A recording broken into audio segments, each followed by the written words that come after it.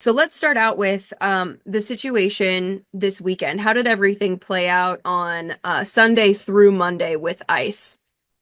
Yeah, Sunday, I wasn't here. I was in San Antonio, and I got a call from one of my jailers, supervisor, saying that some people from ICE wanted to go in and talk to some of those inmates that I have here. And they said no, because the sheriff's not here. You need to come Monday morning. He'll be here Monday. And they didn't go, they were not allowed to come in. So then Monday, when I came, I called one of the supervisors from my ICE that I wanted to have a meeting with him. And I ended up having a meeting with him on Tuesday at 3 o'clock in the afternoon. And all I wanted to know is that what is the operation about? Or what I have not had anybody from ICE in my office explaining the procedures and it's like that. And he was very nice and everything. He told me that even they or even getting all this thing just like this all of a sudden, and they're trying to figure it out too themselves. I said, yeah, no problem. But I did ask him if, when they want to come to the jail and talk to the prisoners, to the inmates, if they could give me something in black and white that's an operation from them. Because if I don't ask anything like that, I might be facing some lawsuits from some of the inmate, from some of the inmates that have attorneys. So I don't mind as long as you give me some kind of a black and white saying that that's your mission and that's it. And he understood. He said no problem. And I did tell him that I do believe that criminal agent program. I used to be in the border patrol. I believe in that. And I always work with the ICE. Whenever we have somebody illegally in the U.S., we always advise them so they can put a remand whenever they're done with whatever criminal thing that they did here in the county. So I've always worked with ICE, and I'd like to work with ICE because to me it seemed like they have more not power, but more coverage. They do drugs, immigration, and everything. So I do call them when I have a big problem, like in other states. And I told them, I guess there's rumors saying that I'm not going to do any immigration work. And I told them, yes, it is true. I'm not an immigration officer. I was elected by the community of Maverick, and my main thing is security, and that's what I want to do for you guys. If you need some kind of backup, if you're going to go to a certain house, we'd be glad to give you backup. We'll send a unit too, and we're going to back up, make sure that you don't get hurt or nobody's going to get hurt. Of course, we're going to be working with eyes in reference to backups and so forth. When I say no, we work with all the agencies. As a matter of fact, I have one deputy. One of my deputies working with ICE. He's been there for about maybe more than 2 years, working undercover.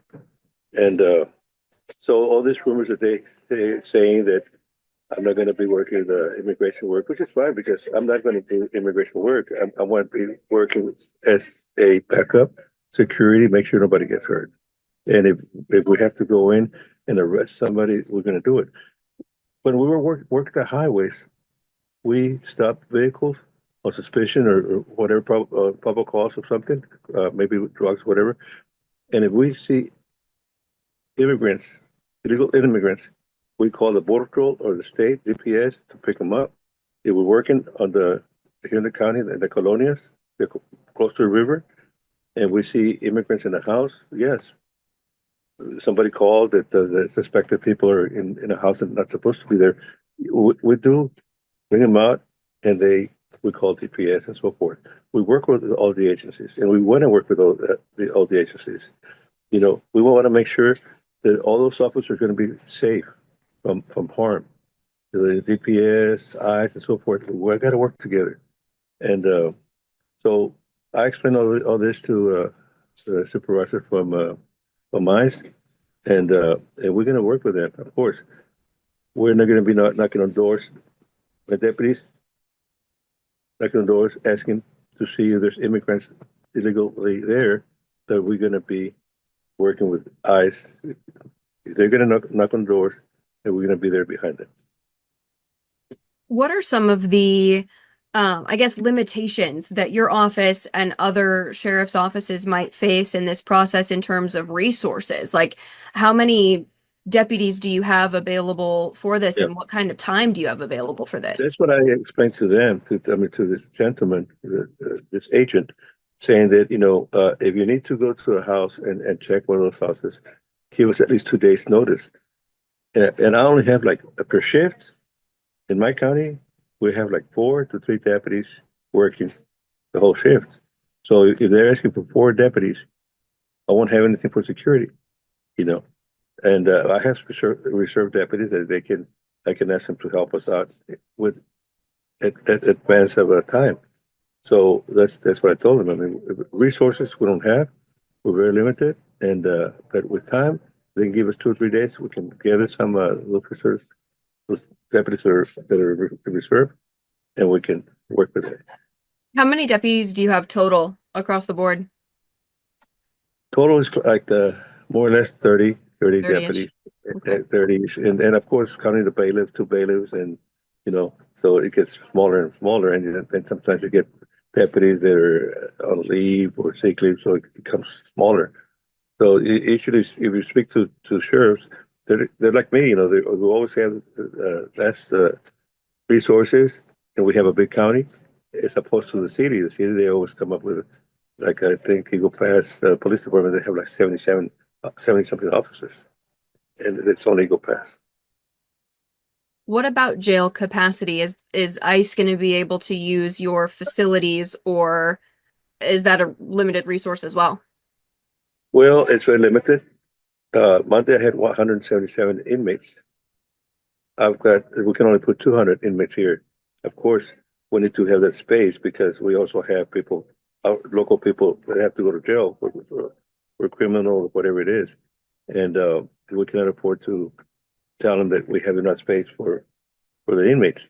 I mean, for the arrestees. Of course, we make exceptions if it's 1 or 2 that they're going to pick them up the next day. Yes, we can do that.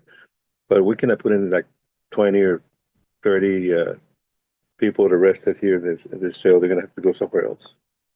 So, in helping ICE, is that something that your county can be reimbursed for? Yeah, they're going to have to be we have to get reimbursed. Usually, when we work, like for example, when we work with the boat relations on stone operations, we have deputies working overtime, but the county pays them, and then we can reimburse. But now, with my new budget, I don't have any money for that. I don't have the line item, no money for overtime.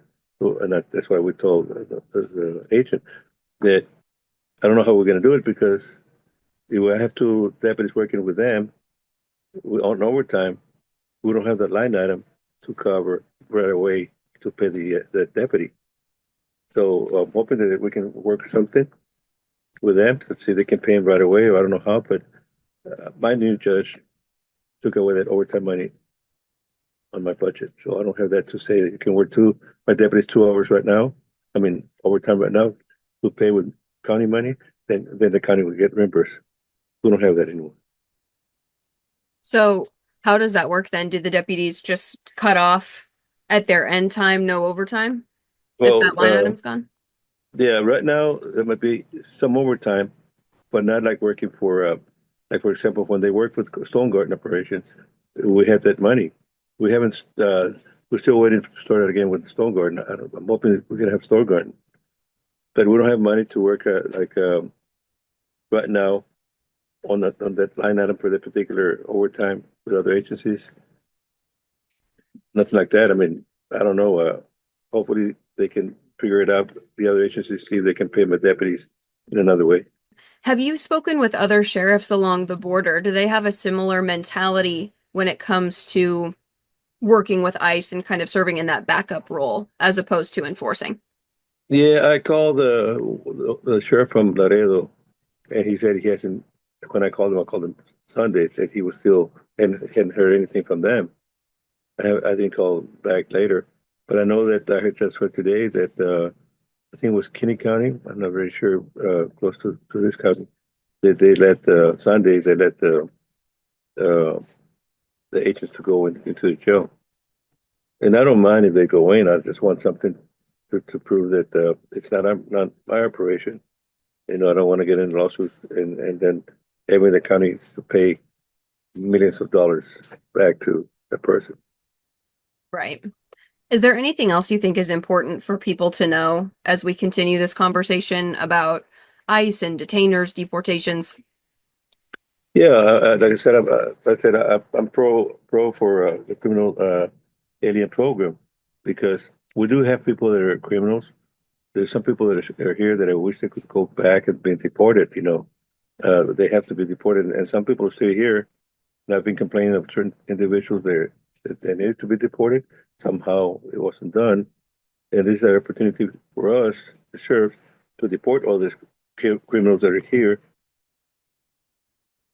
that are here with some kind of a permit, and they still haven't been deported. But I think with this new program, they're going to be gone pretty soon because I've been given names of those individuals to an agent that I know very well, and I work with him with mice, so maybe they can deport these people. Now, how are things going to change for you now that the federal government wants to have more of a presence on the border and is doing things like sending military and other resources in the state as well? Does that take a load off of your deputies or do things kind of remain the same? Well, no, it's going to be remain the same because we're still going to be having the criminal element around in the county, and I still see that there's some aliens coming through here through Rio Grande, hiding and so forth. We're still going to be busy. That's going to change. The military usually are over there in their. Let's see. I don't understand if they're going to have permission from the ranchers to be there, the family. I mean, it all depends on the owners of the ranches to give permission for soldiers to be in their property. I don't know how it's going to work, but I still see that the aliens, because they're not all from Mexico. They're talking about Venezuela, Guatemala. You know, they're from other countries, not only Mexico. As a matter of fact, if you look at the numbers of the apprehensions, there's more from other countries than Mexico. That Mexico is a small percentage of immigrants coming through here from Mexico. So I'm seeing that the criminals from other countries are going to go through here, and we're still going to be busy.